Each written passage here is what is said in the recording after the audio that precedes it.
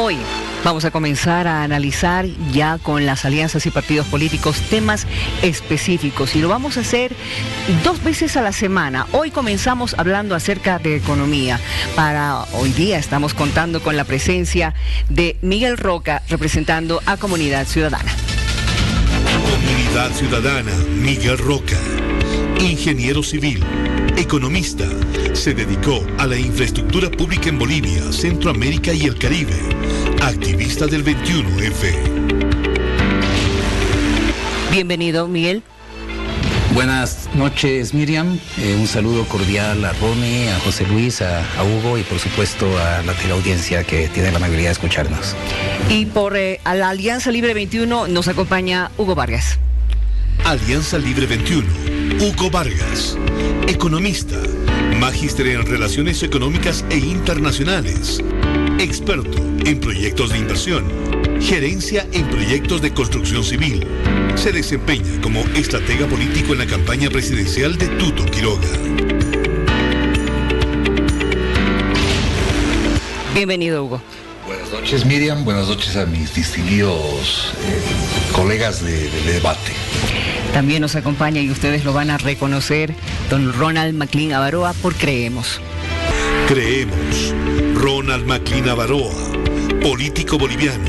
Fue alcalde de La Paz entre 1987 y 1991, exministro de Relaciones Exteriores. Fue candidato a la presidencia por ADN en 2002, funcionario del Banco Mundial para temas de transparencia y gobernanza. Don Ronald, bienvenido. Buenas noches, un placer enorme estar con ustedes y compartir con mis colegas, a quienes conozco de muchos años y respeto muchísimo su capacidad, y algunos de los cuales han sido mis alumnos incluso. Y también por la Alianza Juntos, esta noche nos acompaña José Luis Carvajal.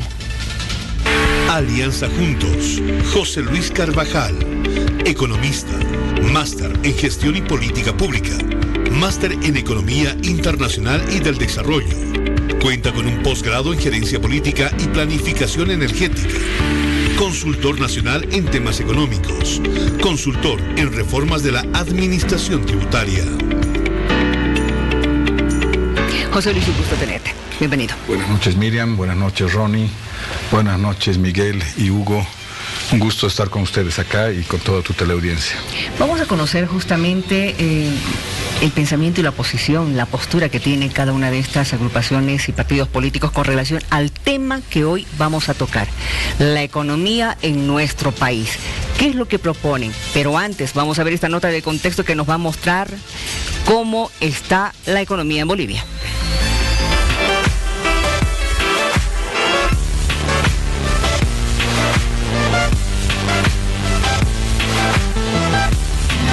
Es lo que mueve al mundo, genera preocupaciones como también alegrías. Todos queremos tener dinero en nuestros bolsillos, de eso depende nuestra economía. La influencia externa, o sea, la influencia de los precios de las materias primas, han permitido crecer en algún momento del 6.8%, ¿cierto? El mayor crecimiento en 2013. Después bajando al 5, 4 y terminando el 2019 el crecimiento de 2.8, 2.9%. En los últimos años la economía de Bolivia ha sido una de las que más creció a nivel regional. El 2019 no fue la excepción a pesar de los conflictos. Sin embargo, la población considera que actualmente la situación no se refleja así. Bueno, yo creo que un poco ha bajado nuestra economía, ¿no? Avanzamos establemente, no teníamos tanto problema. Hay pocos empleos para las personas, entonces eso muestra de que no hay industria y si no hay industria no hay economía.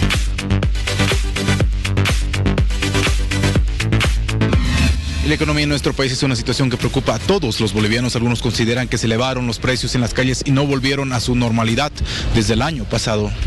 Todo ha subido y nada baja. El almuerzo, todo ha subido y ahora no sé qué vamos a hacer. Hay que tomar en cuenta que en nuestro país el Programa Financiero 2020 proyecta una tasa de crecimiento del Producto Interno Bruto del 3,5% y una inflación del 3,4%. Y en este momento electoral tenemos un gobierno de transición con visión electoral que no va a cambiar en los hechos la política económica. Actualmente se establece que la política monetaria tendrá como objetivo mantener la estabilidad del poder adquisitivo interno de la moneda para contribuir al desarrollo económico y social.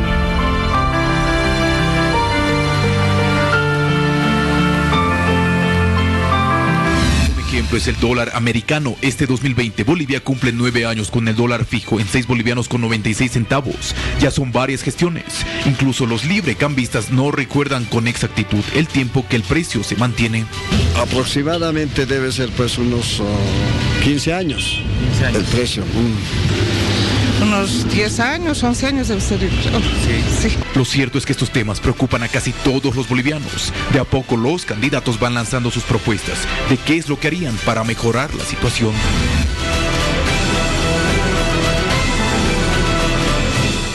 Una vez más le reiteramos, hoy vamos a analizar las propuestas que ellos tienen sobre el tema económico, la economía para nuestro país, qué es lo que ellos proponen, cómo deberíamos mejorar, qué se debería hacer.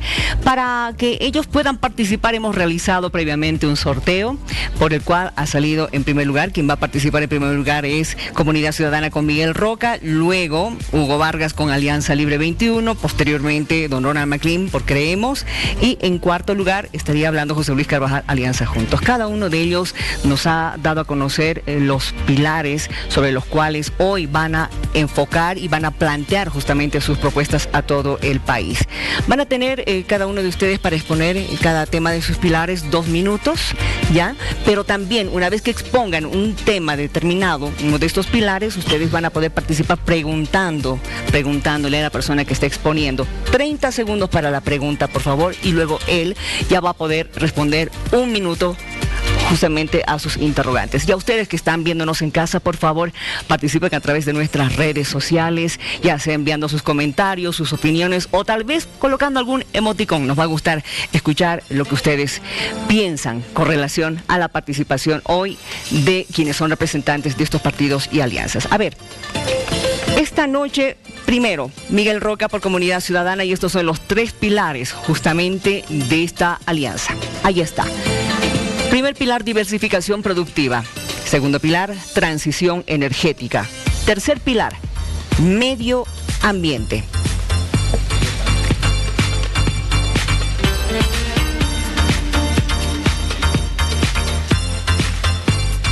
Miguel, puedes hablar acerca de diversificación productiva. Tienes 2 minutos a partir de ahora. Muchas gracias. Tengo el privilegio de iniciar, pero eso me lleva a la responsabilidad de comenzar diciendo que el gran ausente aquí es un representante del MAS.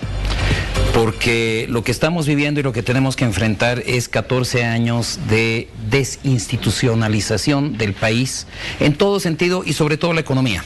Escuchábamos el contexto que hizo el canal, ¿no? La gente dice hay crecimiento económico, pero no lo siente en las calles. Y si nos vamos, escarbamos un poquito, 48% de ese crecimiento económico fue en la administración pública, en los impuestos y en la banca. Por definición, los que nos sacan plata del bolsillo a los ciudadanos. Es la mitad del crecimiento. Por eso la gente no lo siente en las calles. Y me podría pasar mucho más de 2 minutos, pero se necesita más para desmentir 14 años de mentiras del MAS, ¿no? Pero ya yendo concretamente a lo que es nuestra propuesta económica, otra vez también tenemos que pensar dentro de este país desguañangado, esta economía desarticulada y desinstitucionalizada que nos ha dejado el MAS, tenemos que ver todo en conjunto. Por eso Comunidad Ciudadana plantea primero una transformación democrática, ¿no? Donde haya separación de poderes y donde haya algo básico que es seguridad jurídica, que no haya impunidad, que funcione la justicia, y eso es absolutamente necesario para las inversiones y para que funcione la economía. Y una parte que va en ese pilar es ahí es donde hay que eliminar el despilfarro y la corrupción con mecanismos democráticos efectivos para eliminar eso. Ese es el principal problema económico que tenemos, pero lo encaramos desde una transformación democrática.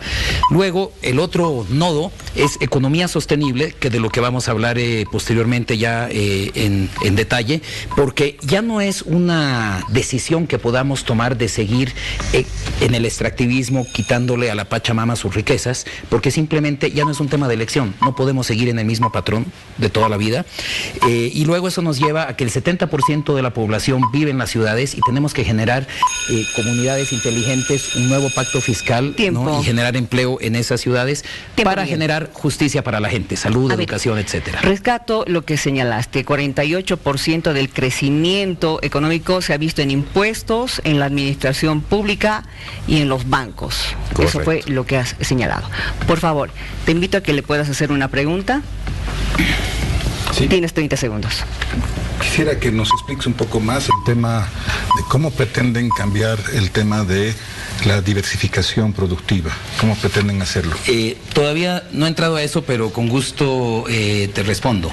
Tiene que ver con una nueva visión post-extractivista. No podemos seguir mirando. Básicamente el MAS, y creo que la mayoría de las propuestas están pensando, pasamos de la plata al estaño, del estaño al gas y ahora del gas al litio. Y mientras podemos sacarle provecho al litio, vamos a tumbar bosques para sembrar más soya y exportar más soya. Ahí creo que se diferencia centralmente el programa de Comunidad Ciudadana, porque no creemos en eso. Creemos más en toda esa creatividad de la gente, esas comunidades inteligentes que tenemos que impulsar, que están en las ciudades, que están en los jóvenes, que están en la gastronomía, que están en el turismo, etcétera. Por ahí va nuestra respuesta. Muy bien.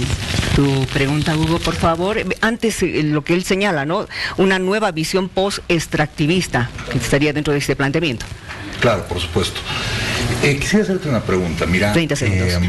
Referente a este tema precisamente del tema de los recursos naturales, etcétera, ¿qué visión ustedes tienen para poder sostener una crisis galopante que se viene? Porque sabemos que el MAS nos ha dejado una bomba armada. ¿Cuáles van a ser las primeras medidas económicas que van a tomar para blindar la economía? Tienes un minuto. Si por la crisis, o sea, si el problema, esta bomba de tiempo que mencionas, te refieres básicamente al déficit gemelo, un déficit crónico en balanza comercial, un déficit crónico fiscal, obviamente tenemos claridad de que las exportaciones nos generan los dólares que necesitamos para importar lo que consumimos. ¿Qué es lo que más consumimos? Energía y alimentos. Porque dejamos a un lado autos y celulares y televisores y etcétera, que es el resto de lo que importamos legalmente, ¿no? Pero entonces, para poder evitar la catástrofe que se nos viene, tenemos justamente que diversificar la producción. ¿Por qué? Porque las reservas que tenemos, tanto en hidrocarburos como en minería, que juntas hacen como el 80% de las exportaciones, tienen tiempo de caducación. En 4, 5, 6 años ya no tenemos eso. Y si encontráramos reservas nuevamente siguiendo en el mismo patrón, no nos da el tiempo para monetizarlo. Entonces, por eso es un imperativo económico diversificar la economía y salir del extractivismo. Perfecto. Miguel dice que lo que más consumimos es energía y alimentos, y por eso hay que diversificar la economía. ¿Por qué hemos preguntado a don Ronald McLean? Tiene 30 segundos. Bueno, creo que hay gran coincidencia en la crisis que hemos heredado ahora. Pero no entiendo muy bien cómo piensan ustedes desmontar el aparato masista de la economía para transformarla. O sea, ir a los sectores está bien, la diversificación está bien, pero la estructura que nos deja el MAS como país, como el sistema económico, es sumamente rígido. Incluso la Constitución lo hace más rígido y evita precisamente muchas de las metas que ustedes están planteando. Muy pertinente tu pregunta, Ronnie, te la agradezco. Y justamente por eso comencé esta charla sobre economía hablando de la transformación democrática. En la transformación democrática, primero tenemos que darle al legislativo su verdadero rol de fiscalización, su verdadero rol de iniciativas legislativas. Tenemos que romper esa camisa de fuerza que generó el MAS a partir del control de todos los poderes del Estado, a partir de la prebenda en el manejo de los presupuestos públicos, a partir del caudillismo y el prebendalismo y clientelismo político y corporativo, a partir justamente del manejo de los recursos públicos, de la inversión pública. Por eso insistimos y por eso comenzamos justamente hablando de ese tema en el que tú tienes mucha experiencia. Gracias. Muy bien, perfecto. Ya hemos visto el primer pilar, diversificación productiva con Comunidad Ciudadana. Hoy Miguel Roca por Comunidad Ciudadana. Vamos viendo ahora sí el segundo pilar, por favor.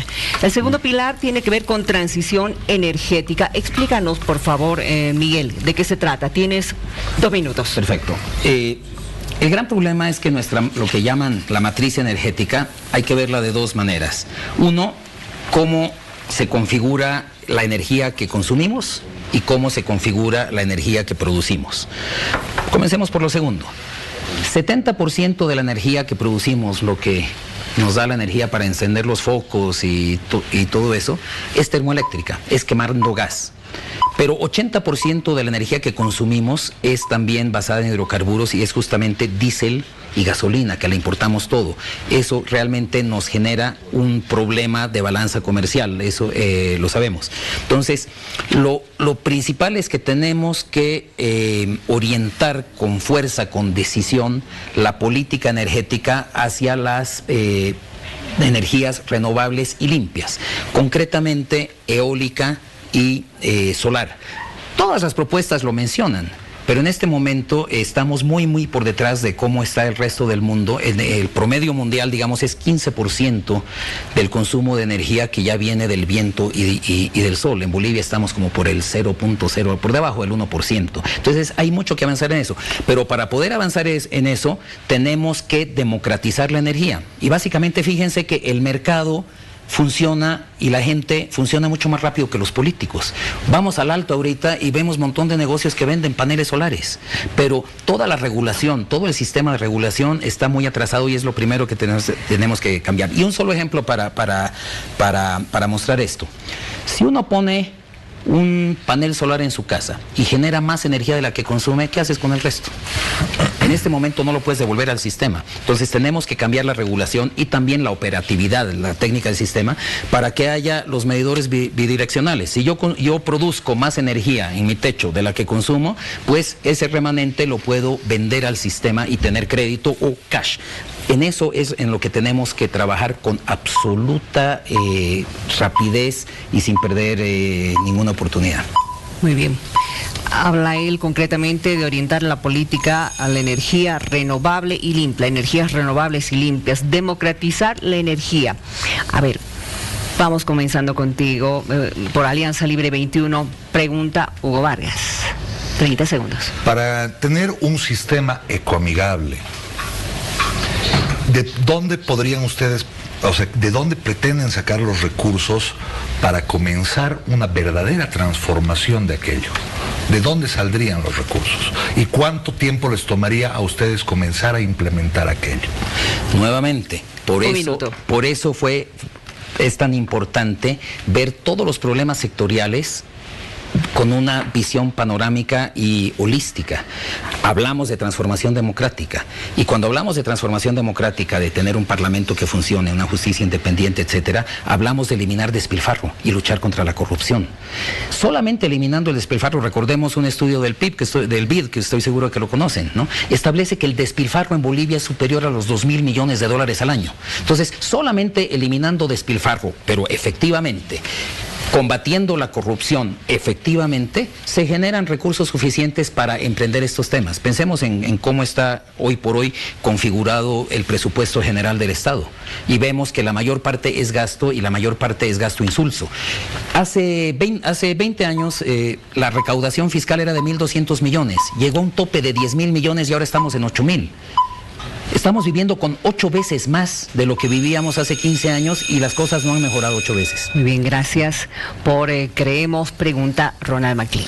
Bueno, 30 segundos. Es muy interesante y los planteamientos técnicamente y tecnológicamente son muy modernos.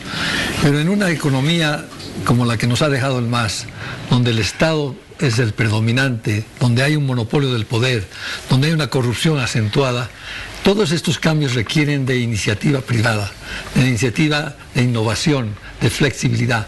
Entonces, aparentemente, estos cambios van a necesitar previamente una flexibilización de los mercados, una apertura y una libre competencia. Sin duda, y aquí estamos hablando del eterno debate entre Estado e iniciativa privada. Yo recuerdo hace muchos años un debate entre Álvaro Alzogaray y Raúl Alfonsín. Álvaro Alzogaray, para quienes no lo conocieron, era el abanderado del neoliberalismo en Argentina y en Latinoamérica en los años fines de los 80, principios de los 90. Y hablaba de las maravillas del mercado. Y Raúl Alfonsín le dijo, y bueno, el mercado libre es muy bueno, pero es el zorro libre entre las gallinas libres y alguien tiene que ponerle el cordel.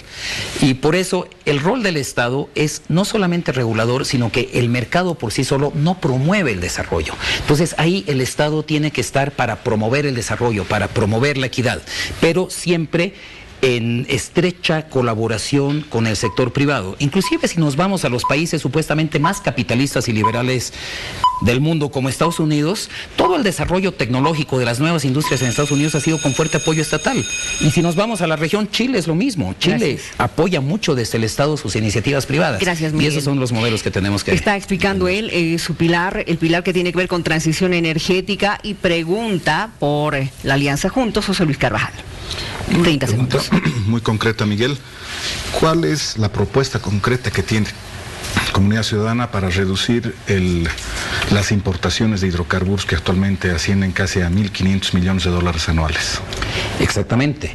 Necesitamos exportar más para poder importar esos 1.500 millones, para tener los dólares. Entonces, la lógica que nos plantea el MAS y que nos están planteando otros partidos es, mientras podemos vivir del litio, quememos bosques, desarrollemos más soya y vivamos de eso. Y ahí creo que es la propuesta, la propuesta de Comunidad Ciudadana difiere con mucha nitidez del resto de las propuestas. Justamente con transfiriendo la matriz energética hacia estas economías, hacia estas energías renovables. Y el plan está con mucho detalle, tanto en lo que es energía eléctrica, cómo se la genera, cómo utilizamos el gas que nos queda. Tenemos solamente 8 TCFs de gas. Ya tenemos que olvidarnos que el sector de hidrocarburos es la gallina de los huevos de oro, y tenemos que enfocarnos en el sector de hidrocarburos como un sector estratégico para nuestra seguridad energética. Gracias. A la pregunta de un proyecto concreto para reducir la importación de los hidrocarburos, hablas de exportar más y transfiriendo la matriz energética, ¿no es cierto? Transfiriendo la matriz energética. Nuevamente vamos al cuadro, por favor, para revisar ya el último pilar que propone Comunidad Ciudadana en materia de economía, y tenemos el tercer pilar: respeto al medio ambiente. Por favor, Miguel, tienes 2 minutos para explicar. Aquí tenemos nuevamente que hablar de extractivismo. Es la historia trágica de nuestro país, inclusive desde antes que fuéramos país, desde la colonia. Pasamos de largos siglos de vivir de la plata a vivir en el siglo XX del estaño, a vivir principios del siglo XXI del gas, y ahora que se nos han acabado las reservas de gas. Decía, tenemos solamente 8 TCFs, de los 50 que llegamos a tener, de los 27 que tuvimos en un máximo certificado, solamente tenemos 8. ¿Cuánto consumimos? 0,84. Paréntesis, la gente de hidrocarburos nos mide las reservas en TCFs, la producción en barriles, la exportación en metros cúbicos y el precio en BTUs, ¿no? Cuesta entender, pero básicamente tenemos 10 años de consumo interno de nuestras reservas. Entonces, como no da tiempo para generar más, y tampoco es tan deseable seguir en este extractivismo, seguir en esta lógica, porque además tiene una base muy angosta. Entonces, y lo mismo con minería. Nos quedan 4 o 5 años de reservas mineras y no hay en el sector nuevas reservas. Entonces tenemos claramente de aquí a 5 años una muerte súbita. Se nos caen las exportaciones de gas, se nos caen las exportaciones de minerales, y la apuesta que todos hacen es a oleaginosas. Fue excelente lo que hicimos hace 40 años como bolivianos cuando se nos cayó el estaño. Volcamos los ojos a las oleaginosas y eso nos salvó. Pero no podemos seguir 40, 50 años más con el mismo patrón de que eso nos va a seguir salvando 40, 50 años después. Tenemos que volcarlo a otras economías, a economías sostenibles. Y un solamente ejemplo, ¿no?, para mostrar que esto sí es posible. Bolivia tiene, redondeando, 1.1 millones de kilómetros cuadrados. Costa Rica tiene 50.000, 22 veces menos. Costa Rica, en ecoturismo, genera más de 4.000 millones de dólares anuales, que es el pico que nosotros generamos con hidrocarburos. Por ahí son las respuestas, por generar, ¿no?, estas nuevas economías circulares, economía naranja, etcétera, pero poner todo el esfuerzo del Estado para impulsar eso, y además impulsar las microempresas, el emprendedurismo, etcétera, y dejar de pensar en las grandes empresas estatales. A ver, hablas de ecoturismo, las nuevas economías circulares como una propuesta para ver esto del respeto al medio ambiente. Por la Alianza Libre 21, pregunta Hugo Vargas, 30 segundos. A ver, para ver, por ejemplo, el tema de la economía naranja, ¿qué tipo de inversiones o qué medidas tecnológicas como gobierno van a aplicar para incentivar que a partir de ahora se vendan ideas que sean productos y servicios? Porque eso es la economía naranja, es vender las ideas. Vamos a exportar. Vamos a dejar de exportar materia prima y vamos a exportar ideas. Vamos a exportar ya cosas finalizadas. ¿Qué van a hacer ustedes? No solamente, la economía naranja no es un tema solamente de exportar, estimado Hugo. Es un tema de darle valor económico a la creatividad de las personas. El mayor recurso es la materia gris dentro de ese recurso humano. Esto tiene que ver con turismo, con gastronomía, tiene que ver con las artes, tiene que ver con las expresiones folclóricas, con las expresiones culturales en la que somos tan ricos. Entonces, en vez de que el Estado obstruya todas esas actividades, pregúntale a un artista, no tenemos la más mínima protección a los derechos de autor. Pregúntale a un folclorista, ¿no? Tiene que esconderse de impuestos internos para que no lo quiebre por el eje. Tenemos que volcar el patrón de desarrollo para justamente promocionar, incentivar, empujar eso. Y cuando hablas de tecnología, pensemos en la juventud. La juventud hoy en día es vecina no de Chile o de Argentina, es vecina de la India, de Silicon Valley, de cualquier lugar del mundo, y eso es lo que tenemos que incentivar con mucha fuerza y decisión. Muy bien, darle valor económico a las cosas, dice en el tema de... A la materia gris. A la materia gris, en economía naranja, para que vayamos entendiendo un poquito más. ¿Por qué creemos Ronald McLean? Tiene 30 segundos para preguntar. Miguel, yo veo que es muy interesante toda la parte de la innovación que está basada en educación, en calidad de la educación, que es algo que toma tiempo de desarrollar, no cabe duda, y que hay que hacerlo, debíamos haber empezado mucho tiempo. Pero a la vez que hablas de esto, que yo digo, está en la iniciativa de la gente, más que del Estado. Entiendo en tu explicación que el Estado va a ser el gran promotor de esto. Esa visión un poco esquizofrénica de pensar que el Estado va a ser el gran actor del impulsor del desarrollo y por otro lado que el resultado va a ser la creatividad de la gente, me parece que está en contradicción, está encontrada. Tienes razón. Un minuto. Tienes razón y me da la oportunidad de aclararlo, porque no estamos planteándolo así como que el Estado va a venir con las ideas para que la gente tenga creatividad. El Estado no se lo puede pensar al ciudadano. El ciudadano tiene conocimiento de circunstancias, de momentos, de oportunidades, y eso es lo que es una gran riqueza per se. Te lo pongo de la siguiente manera, desde el punto de vista fiscal. A que un político en la Plaza Murillo tenga 100 bolivianos en su presupuesto, preferimos que esos 100 bolivianos esté en el negocio o en el bolsillo de la persona, porque ellos saben exactamente cómo hacer rendir esos 100 bolivianos beneficios a su familia. O a que y cuando hablamos de comunidades inteligentes, que es el otro pilar del programa de Comunidad Ciudadano, ¿no? A que un político en la Plaza Murillo tenga en su presupuesto 100 bolivianos, preferimos que esos 100 bolivianos estén distribuidos en la gobernación y en el municipio, en el POA de un barrio. Acabo de estar esta mañana en la zona 23 de marzo, un terrible deslizamiento, y ahí vemos un gran proyecto de adoquinado, ¿no? Del Evo Cumple, con mucha propaganda todavía de Evo, ¿no? Y no tienen alcantarillado pluvial, que es lo que genera este tipo de desastres. Por ahí va nuestra reforma económica para este tipo de creatividad. Gracias, Miguel. Estamos hablando del pilar respeto al medio ambiente y le tocaría esta vez a la Alianza Juntos con José Luis Carvajal hacer la pregunta. 30 segundos. Miguel, los países que han tenido éxito en sus reformas y han tenido impacto en el tema de todo lo que ha sido el medio ambiente, son países que han mejorado muchísimo la educación. No he oído en tu propuesta de que la educación sea un pilar importante para modificar y generar cambios en el medio ambiente. Nuevamente, José Luis, gracias porque me das la oportunidad.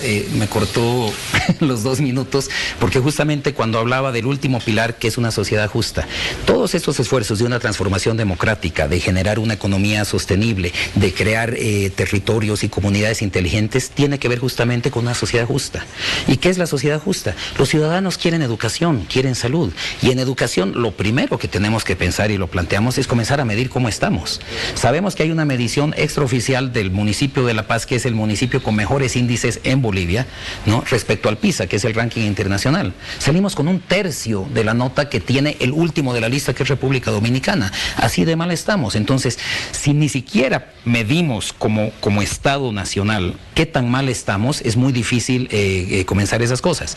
Pero, además, dentro de los territorios de las comunidades inteligentes, planteamos justamente centros comunitarios urbanos donde se haga programas pilotos de educación tecnológica, de educación moderna, que no se topen con, digamos, la inercia fuerte que tiene nuestro sistema educativo tradicional, y que sea un programa piloto que le demuestre al ciudadano las ventajas de un buen sistema educativo. Gracias, Miguel. Estos han sido los 3 pilares de Comunidad Ciudadana, hoy representados, defendidos por Miguel Roca. Los hemos visto: diversificación productiva, transición energética y también respeto al medio ambiente. Vámonos a una pausa y al retornar le tocará el turno a la Alianza Libre 21. Esta vez Hugo Vargas estará hablando justamente de los 3 pilares que a él le toca defender, explicar, darle a conocer a todo el país. Esto es Bolivia Decide. Este es el debate.